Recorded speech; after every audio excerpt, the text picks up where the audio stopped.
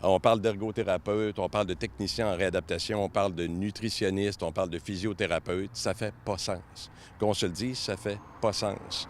Le ministère avait déjà indiqué qu'aucune coupure ne devrait se faire en fonction des services rendus aux citoyens. On se rend compte qu'on s'use la capitale pour équilibrer le budget. On va couper des postes. Le premier ministre est intervenu il y a quelques mois au Saguenay-Lac-Saint-Jean pour demander que ne soient pas coupés des postes que l'on anticipait vouloir couper pour atteindre un budget.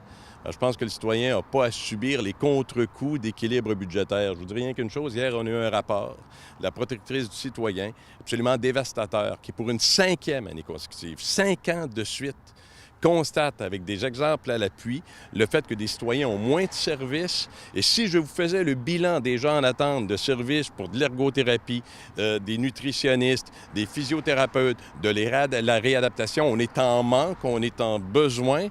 Alors, le ministre doit dire haut et fort.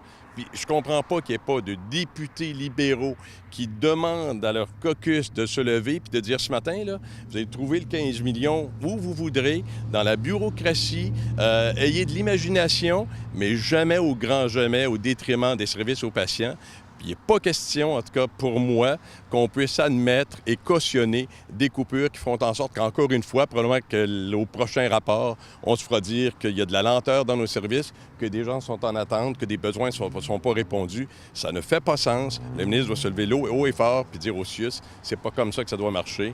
Les citoyens ont besoin de soins, ont besoin de ce qu'ils méritent, puis c'est pas comme ça qu'on va régler les choses.